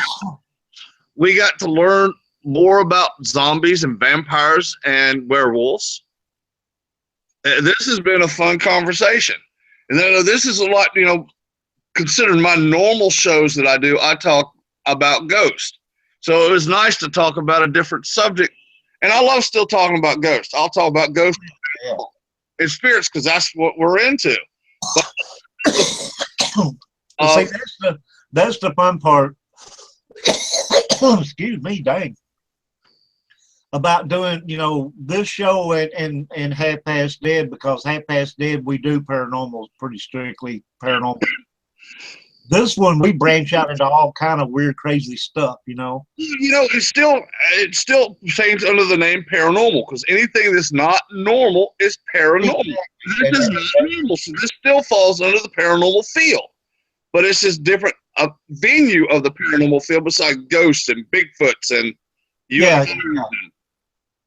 But this has been cool to talk about the different lore, to talk about the different history and stuff like that. So this was a fun conversation for me too. Why don't zombies eat each other? Occasionally they do, but there is not a reproductive advantage for the virus in biting another viral-laden zombie. Only beating heart zombies feed on other beating heart zombies. This usually occurs as a horde attack. Typically, it will be a high functioning zombie with lower viral load that is eaten. But customarily, in situations where there is little other food, beating heart zombies all need food but are predisposed to bite living humans, so they may naturally feed on them as well. Huh. That's the first time I've ever heard of another zombie eating on another zombie. That's interesting. Right. You don't normally, and of course, in the movies, you don't see zombies eating on each other. I've never seen it in any movie. George Romero's Night of the Living Dead, Walking Dead, Talking. I mean, Fear the Walking Dead. I've never seen another zombie eat another zombie ever. Mary said maybe humans aren't real to him. I don't know. No, it's just a flesh source. Because if you watch Walking Dead, they've eaten dogs. You notice there ain't no dogs or cats running around anymore. You don't see anything running around. Livestock, every now and then you might see, like last year they had a horse on the episode. It lasted all of 10 minutes and it got ate. But like you said, you don't see any animals. You know, they were hunting and stuff in The Walking Dead. They were killing deer and squirrel, and Daryl Dixon know about anything. He killed a possum. You guys, I just misread something and almost busted out laughing.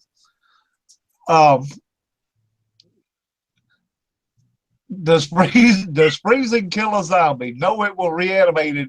When I get to the end, you'll see the funny part. No, it will reanimate after thawing, yet it will convert a beating heart zombie into an asshole zombie. Not for a minute, I thought it said asshole zombie. I like it. Almost lost it. You a frozen asshole zombie. If the sucker comes after me, he's an asshole zombie. I don't care what type he is. Just saying. Said religiously, like I do, you never see them in the wintertime because they said in the show that when it gets cold, the zombies don't move as much. And a lot of times if it's like freezing cold and snowing and ice everywhere, the zombies will freeze in place. And then when it thaws out, they're back to work, walking and trying. That's interesting, huh?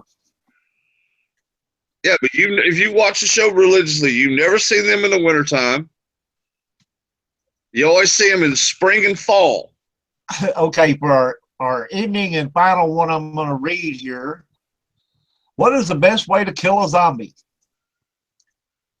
The 3 best ways to kill a zombie are a headshot. That's why they do all this in the movies, right? Shoot them between the eyes. If you don't shoot them between the eyes, you ain't going to kill them. Okay, so you shoot them in the head. Headshots will destroy the nanotubular network in the brain.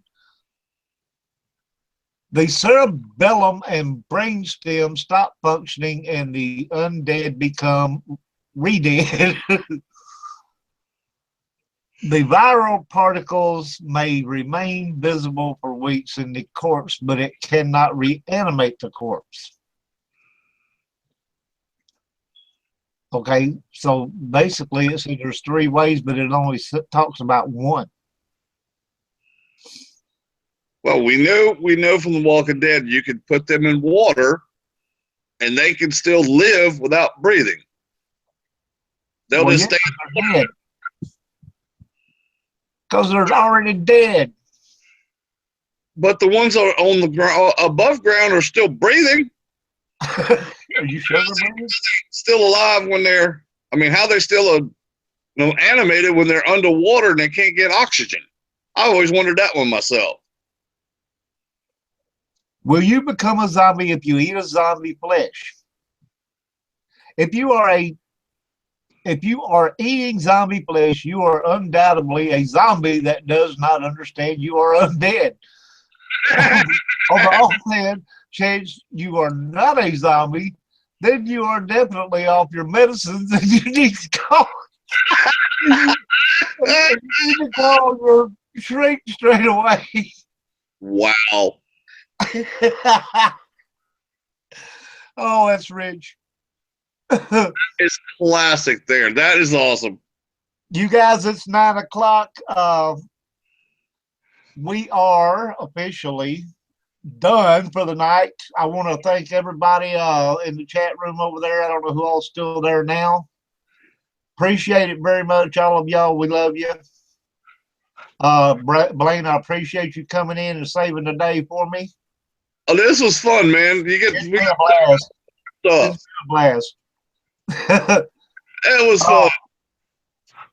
You know, hell, we had to talk about vampires, werewolves, and zombies. It was pretty cool. You can't beat that, dude. That's a lot of interesting stuff. It was like you said, it was interesting. We learned a little bit of lore. We learned a little bit of possible facts in there. And God, the funny stuff.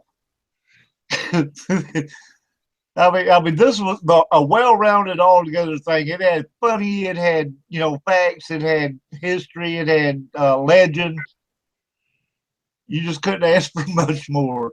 I just hope we informed you and entertained you tonight. Thank you, Margaret. We appreciate it. Yeah, we hope we informed, entertained, and you guys got a chuckle out of this. Of course, Mary, my right arm girl there, she's awesome. Angela, Margaret, Paul, wherever he's at. All you guys, William, I guess William probably left a while ago too. I didn't even notice it. I stayed busy tonight. Yes, I will. I will definitely have you come back, Blaine. This was fun. Oh, I appreciate it. This was a lot of fun. Hold on, I'm going to tell y'all real quick what's coming up next. Let me get over here and find my information.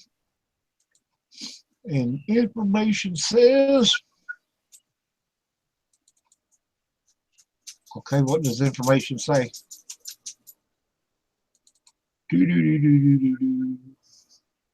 Dang. Have I run out? I know I had some more. Well, where'd they go? I ain't believing I ain't got, I can't find any more. I know we got some more coming up. I'll have to get with Christina because apparently I've lost my information on them. We do have some about mythical creatures and stuff like that, and I'm not sure if that was our next plan or whatever, but yeah, we do have some more coming up, and I will inform y'all very soon and very quickly. But like I said, Christina's been sick, and so it may take me a couple of days to figure out which ones they are. There it is. Come back up there. Okay, I'm sorry I didn't see you, Michelle. I would have said hello. Yeah, Michelle's one of our loyal group too. She's usually always here. She popped out about a half hour ago. I didn't even notice she was in there because I was too busy. I apologize for that. Tell Michelle I appreciate her being here. Anyway, we're going to say adios and good night, and I will get a event up here ASAP for next week. Wednesday, I'm not really sure on 10:30 what I'm doing just now. I've been in a rush mood lately, so I haven't had time to get my ducks in a row. But anyway, we will see y'all next Monday, and if I've got something on Wednesday, I'll be sure to put it up by tomorrow so that everybody can get a first-hand view of that. Once again, Blaine, thanks a lot, buddy, and you're going to have to come back so we can do this again sometime. It was my